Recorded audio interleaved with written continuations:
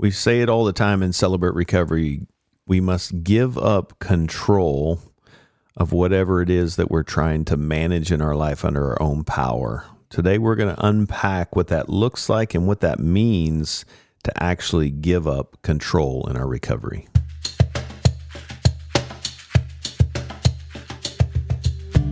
Welcome to Hope in Recovery, a Fellowship Celebrate Recovery podcast. This is a podcast that we hope will help in your healing journey to provide hope for your mental, spiritual, emotional, and even relational journey through life change stories and recovery topics, all centered around the Beatitudes and Celebrate Recovery principles where Jesus helps us to face our hurts, hang-ups, and habits, and even our broken relationships so that we can walk in healing and freedom the way Christ intended in our life.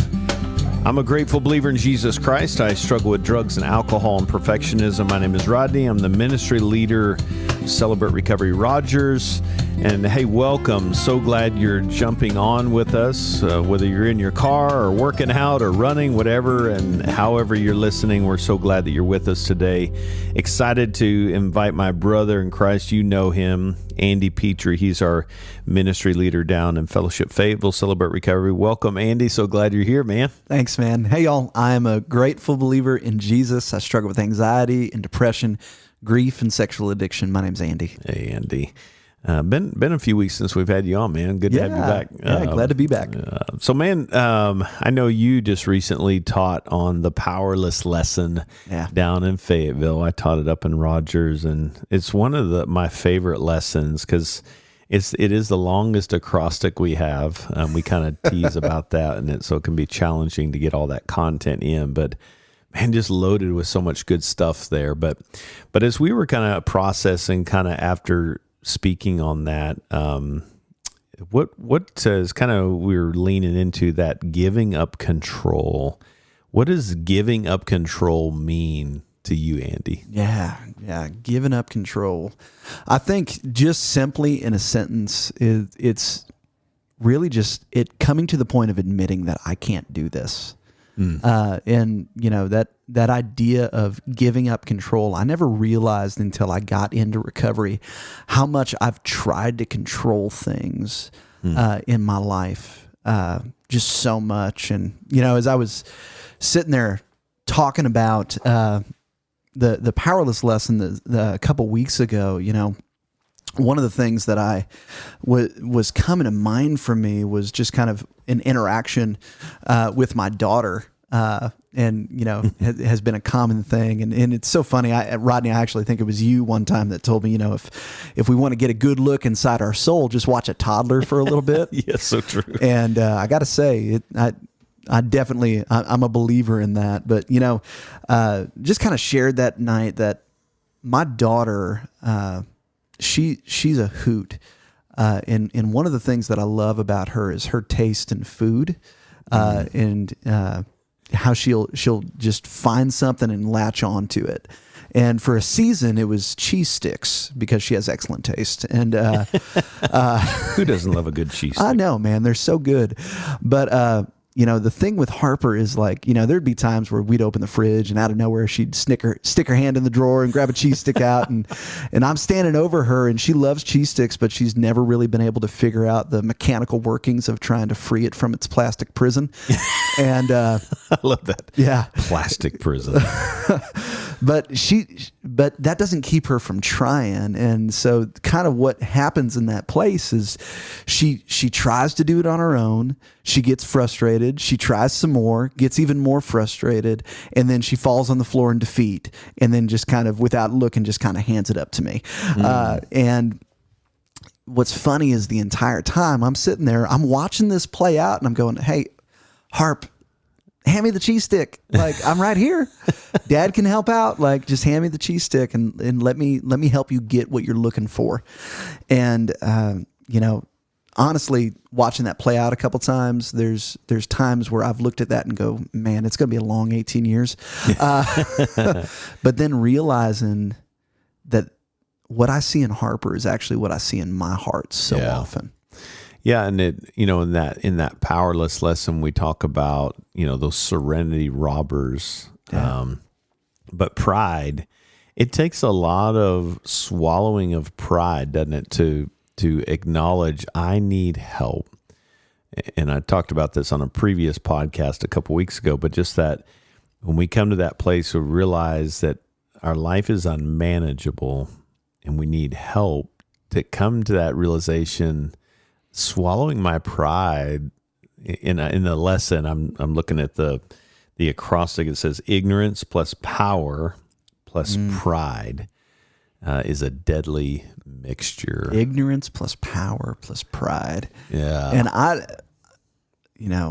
that idea of, man, it's just good. There's a lot swimming around my head because I'm thinking about my story, man. And I think about jumping into recovery when I first started this process, and this whole principle of this of, realize I'm not God. I admit I'm powerless over my tendency to do the wrong thing. I thought that was a really discouraging and kind of dumb idea when I walked into this because I had a script in my mind that said, I can't admit that I can't do it, because what does that say about me if I can't do it? And that's that. Honestly, I look at it now, and this may seem harsh, but it feels like ignorance. And it's not that I was dumb. It's just that I just didn't understand. I thought that I needed to have everything figured out in some way, shape, or form. Yeah. But that plus my own false sense of power, convincing myself that I had to be strong enough to do it, and then the pride that says, no, I'm going to do it, and I can do it, and I've got no other choice. And I can't ask for help. Yeah. Yeah, that can feel, and just leaning in is I read that ignorance.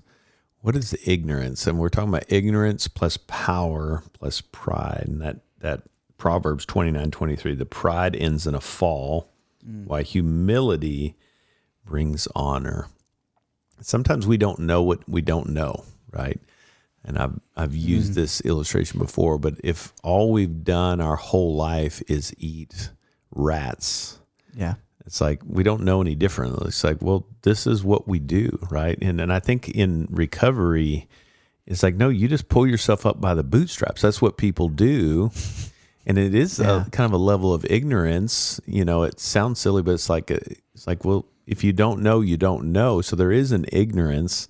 And how does the recovery process bring kind of this information and this new way of looking at the way we face life? And how does that play into that acknowledging that I can't do this on my own? Just kind of chewing on that. Yeah. Well, I love that. And, I grew up in, around Southeast Missouri. And so ignorant was kind of a, that was something you said about somebody if you didn't like them. It was an insulting thing, but ignorance is just a lack of knowledge. It's a lack of understanding on how things really work. And, I think for me, my understanding was, I needed to understand how it worked, but I didn't realize I wasn't able to go to the place that said, to Harper with the cheese stick. I couldn't get to the place to where I could say, I can't manage this. Yeah. This thing that's in my hand.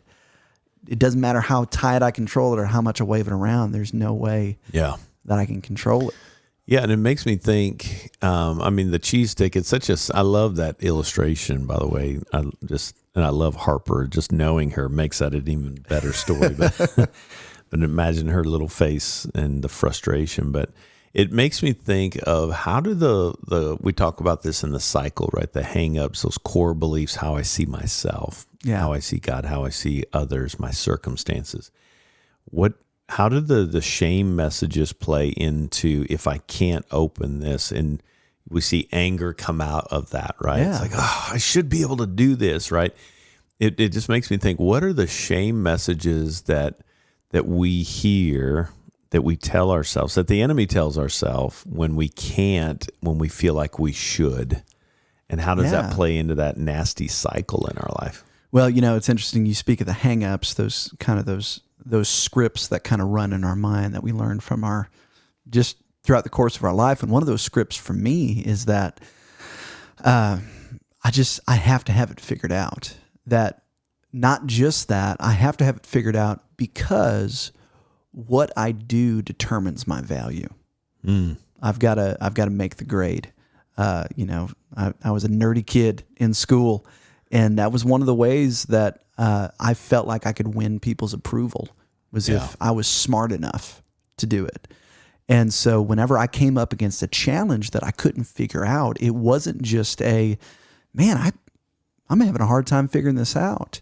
It was, Andy, you are deficient because you can't figure this out. Yeah. And to admit that meant that I was admitting that I was defective somehow. And that because of that, that just said I was worth less as a person. If people knew this about me, then what would they want to do with me? And that was part of my pride that kept me from reaching out and asking for help. Yeah, and it makes me think, and I know your story, you know my story, just what our experiences are in our life when we didn't get it right. Oh, yeah. Right? The messages we heard or the experiences we received from other people when we didn't know or understand that. It's like there was the picture, and I don't know why this popped in my head, but just thinking of being in school as a little kid and the teacher's explaining something, and it seems like everyone around me understands this, and I'm the only one that doesn't.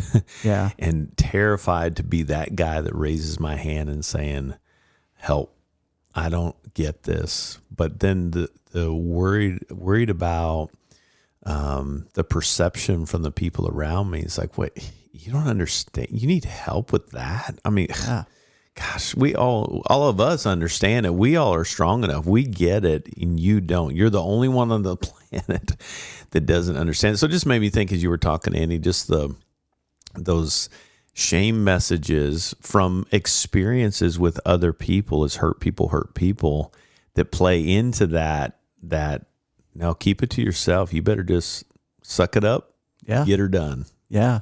Well, and it's interesting as you're saying that, like, I think of me as a kid, certain people in my life, I can remember learning something that I thought I understood, but I was really excited about, and like, hey, did you know that this is, this thing is this way? And the response getting back of like, what do you, no, it's not. Yeah. That's not even close, Andy. Like, what are you talking about? Yeah. And so rather than, and I got that a fair amount from a couple different people in my life. And what it taught me was I'm not going to say anything unless I know I'm absolutely right. Because if I'm not right, I get smacked in the face. Yeah.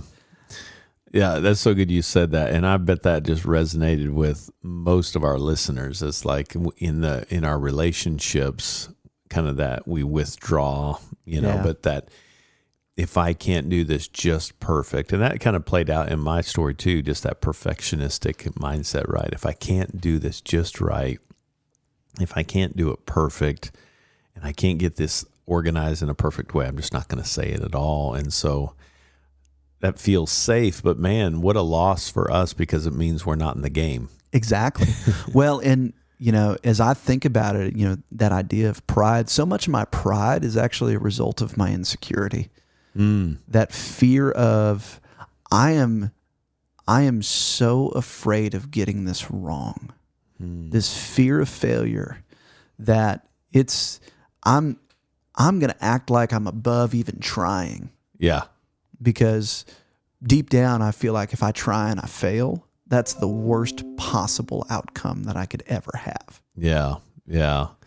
Yeah. So what does that look practically like in your personal recovery story? I'm just kind of curious that, is there an aspect of your story that kind of comes to mind of how you kind of came to that realization that, I can't do this on my own. I need to give up control. What's that look like?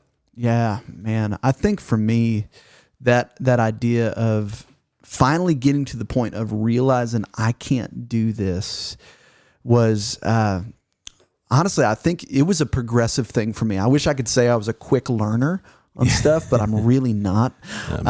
And sometimes the Lord has to work with me. And I love how God is so patient to meet us where we're at, but he's also so persistent to keep saying, hey, are you listening to me? Right. And so I think for me, like, you know, when I jumped into Celebrate Recovery, and I've shared this before, like I was hired into recovery because I was convinced that I needed to hide my stuff. And so there was a fear of me bringing my stuff out into the open.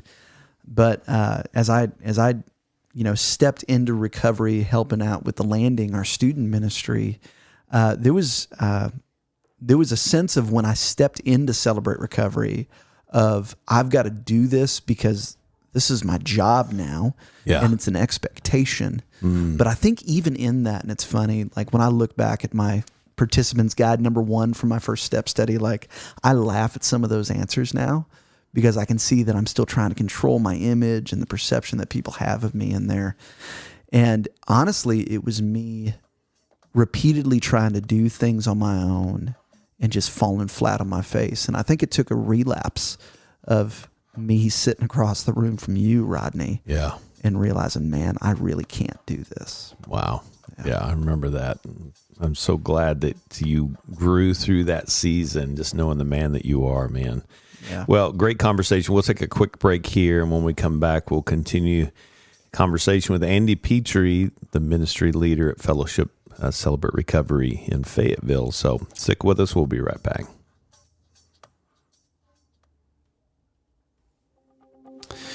Well, hey, we wanted to invite you into a very special place of healing and hope and freedom in Jesus. It's called Celebrate Recovery. We've been talking about it. But it happens every single Friday night at both our Fellowship Rogers and Fellowship Fayetteville campus, along with a lot of other places here in Northwest Arkansas. But here this coming Friday, we're going to be talking about what it looks like for us to step into sanity, wholeness of mind through Christ. And we would love to see you there as we celebrate the hope, freedom, and healing that we have in Jesus. Welcome back. Having a great conversation about what it looks like to give up control. And Andy, right before we went on break, you were just talking about just that moment of, maybe I can't do this on my own. And I love that beautiful space.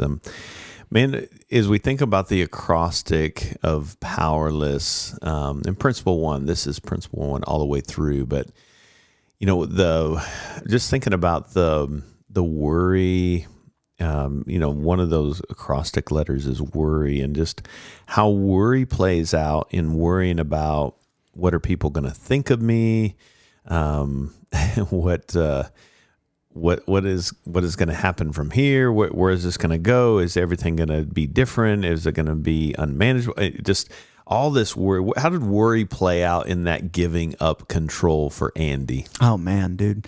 So there was 2 things I was super worried about. I was worried about my past being made known, and I was worried about the effect on my relationships in the present and what that was going to look like in the future. And so when it came to my past, a lot of shame that I had. I'm really good at making dumb decisions, and I didn't want people to know those decisions. And so that thought that I had walking into Celebrate Recovery was, man, there's some things in my life that I probably need to be honest about, but there's some skeletons in the closet that nobody will ever hear about. Yeah. And because I was so worried that if people knew the worst thing I'd ever done, man, what would the ramifications of that be? Yeah. And especially as somebody that was on staff at a church, I'm like, man, I can't let that be made known. A lot at stake for you. And so there was a worry of what consequences have I been running from in my past that are going to catch up with me? Yeah. Well, and shame. I mean, shame, we've talked about this before, but just that shame says, if you see me, you're either going to reject me, you're going to leave me, or I'll die. Yeah. That's a very real thing. And say, that feels like an exaggerated, but that's what our body is saying in that space. That's, if you see what's behind this mask and I reveal the hurt and the muck underneath that, you're not going to like what you see, and you're going to turn your back on me. So there is a lot at risk, right? And it becomes a little bit overwhelming, which is why we can't face it on our own. Yeah. Right? When you talk about a serenity robber, worry is one of those big ones, right? Yeah. Well, and, I remember to that idea of, they're going to reject me, I'm going to die. Like, I remember the first time I did my introduction and step study, my heart rate must have been at 210 as guys were going around that circle and it was getting closer to me, because I was convinced that if I'm really honest in this, they're going to tell me to leave. And that didn't happen. But there was also a worry of the future. You see, my sexual addiction, I had a pornography addiction for 13 years in my life. And that was how I dealt with stuff. That was, and it feels strange to say this, but I think it's the truth. That was my safe space. Yeah. Was in my dysfunction, because even though it didn't lead me to what I was looking for, it was my way of dealing with stuff. Mm-hmm. And I had no idea what my life was going to look like without it. Yeah. Because I had never known another way. And so I was worried, like, I felt like life was going to swallow me up. Yeah. Because that was the only way I managed it. Yeah. Yeah. Boy, talk about crippling and that worry. I mean, it's meditating on the wrong thing in the wrong situation. But it's so one thing that comes to mind too in this giving up control. We talk about just that accuse and excuse, right? Where we accuse others and we excuse ourselves, almost to justify staying stuck, right? And that's part of that ignorance, but some pride in that too, that we get stuck in this place of pointing the finger at other people. And, there's some resentment. One of those letters is resentment kind of kicks in. It's like, well, if my stepdads hadn't done this, I wouldn't be where I am now. So, it kind of justifies my behavior. How did that blame game kind of work out in your stuck cycle, that plastic prison, so to speak? Yeah, right? Man. Dude, I think about my just innate, just ferocious desire to want to defend myself and justify myself. Yeah. Yes, there was things going on in my life, but you needed to understand why I was doing them. Right. Or why the reason why I did it was because somebody else did something to me in there. And it was, my pornography addiction was a way to cope with when I felt like I couldn't escape that blame. But the way that I conducted relationships within my codependency and my people pleasing, that was all based off of just that desire to defend myself, which came out in me making excuses, trying to cover my tracks, and trying to blame people. And, what it felt like is whenever I was faced with something that reflected negatively on me, I felt like a wild animal that was trapped against a wall. Yeah. And I wanted to do everything I could to not feel like it landed on me, because the underlying thing is that, again, if I'm operating out of this idea that what I do determines my worth, then I can't let anything stick to me. Yeah. And in that place, it feels like death. And so I'm trying to avoid it as much as I can. Yeah. Yeah. And into the process, we talk about the resentments. It's not that we're saying ignore and act like those things that did happen to you or affected you, act like those didn't happen. No, we're actually saying, like in my case, coming from a lot of abuse in my childhood from stepfathers, is know that that's not my fault. And if you're listening and some things have happened to you, just know you can say, I'm not guilty for that. What I had to learn in my recovery is I had to stop blaming them. I had to own the pain, but take responsibility for where do I go from here? Yeah. Right. And it reminds me just that, and I've said it to sponsees before, but just that blame in the present, in this very moment, can become a lack of being accountable for a lifetime. Right. If I just stay stuck in this blame game, then what I'm saying is I have a lifetime mission to not be accountable. And I've got to be accountable for my actions moving forward. Even if it was hurt people, I need to own that and acknowledge the pain so that the resentment doesn't eat my lunch. Because for me to be resentful is not biblical. Yeah. James 1:19-20 reminds us we can't use anger as a tool for righteousness, right? I need to own the pain. If there's anger there, don't shame it, but don't let it be, master you. Get underneath that. What is that? What is that stuff underneath that's feeding the anger in your life? Take responsibility, right? Don't get stuck in that. Yeah. Well, and there was something that I think it was when you and Angela Imhoff from New Heights Celebrate Recovery were talking. Something she said, I love it. She said, acceptance eases the pain. And for me, I think about some of that resentment in my life of like, man, if my uncle would have never exposed me to pornography when I was 8 years old, right, then this wouldn't be a part of my life. And being able to, I can either, when I live in resentment and hold on to things, I live in the past and it doesn't allow me to experience God in the present. And learning to accept, man, that happened. That's a part of my story. And allowing myself to grieve that actually allows me to find comfort. Jesus tells us, blessed are those who mourn, for they shall be comforted. Yeah. When I accept those things and allow myself to realize that and grieve that, that's my pathway to comfort. But if I'm sitting there just continually re-prosecuting the past, that's where I'm going to live. Yeah. And I'm never going to be able to step forward in there. And that idea of like, then I don't allow myself to, with me getting exposed to pornography at a young age, that wasn't my fault. Yeah. But you know what I do need to take responsibility for is that I took something that wasn't my choice and I chose to use it. Yeah. And go back to it. And there's good reasons why, but I've got to come to the point where I realize and accept that's a part of my story. That's what I did. And you know what? It's not helpful anymore. Yeah. Yeah. Yeah. I love that, in it, I think, just that idea of own my story, but don't make it my identity. Yeah. That's so important. It's like, I need to own that. But, I've said this to guys that maybe are in the middle of, and if you're listening and you're in the middle of something, it's just a good reminder.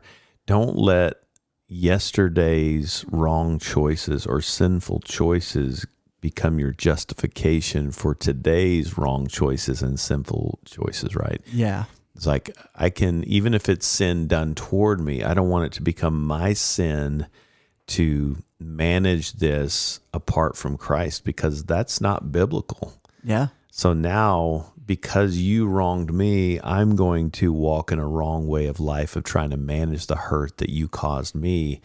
Don't let the sin done toward you or me be my justification to walk in a sinful life apart from God, because, well, I need to, they did this and I deserve to do this and you just don't understand, and we run from God and try to play God, and that's not biblical. Mm-hmm. It gets us stuck. Yeah, the sinful choices of one person don't give me permission to make my own sinful choices. Yeah, that's so good. So Andy, somebody's listening right now and they're in that place of, man, I don't know if I can do what you're talking about, Andy, about giving up control. And I'm trying to very simply open that cheese wrapper, and I should be able to do this. Good Christians with good faith, strong Christians know how to make this happen. What do you say to them to give them some encouragement if they're in a place where they feel powerless and life's a mess and they don't know what to do with that? They don't know if they can give up control. Yeah. What I love is that God didn't design us to operate under our own power. Yeah. You see, just like whenever Harper's trying to open that cheese stick, I'm standing right over the top of her saying, hey, I'm right here. Yeah. Just hand it to me. I want to help you with it. Let me help you. Let me help you. That's what Jesus does for each one of us. You see, he knows what's in our hands. He knows what we've been struggling with. He knows what we feel like we think we should do. Yeah. But he's also right there saying, son or daughter, I'm right here. Yeah. Hand it to me. Let me help you find what you're looking for. And, that's one of the greatest joys of this process is like, it's just as simple as saying help. Yeah. The simplest and simplest prayer, right? And the most beautiful prayer. Help me, Lord. Yeah. Yeah. And, it's amazing how God steps into that place and fills the gap. And, when we're willing to say, God, I need you. Yeah. Would you just have just free reign in this? And would you show me the way to do it? And when we bring him into it, yeah, and we're willing to bring other people around us that love us and support us and aren't going to judge us in that place, change just happens. Yeah. It's not immediate. It's a beautiful, but the process is beautiful. Yeah, that's so good. Well, Andy, thanks, man. I appreciate your heart. I wish I could have been down there to hear your teach on Powerless a couple weeks ago, but love your wisdom. Thanks for your heart and being vulnerable with us, man. Grateful for you. Thanks, man. Well, hey, thanks for being with us today. As always, we love you guys, and we love that we get to do this with you. Thank you for listening. Thank you for sharing. Thanks for the high ratings.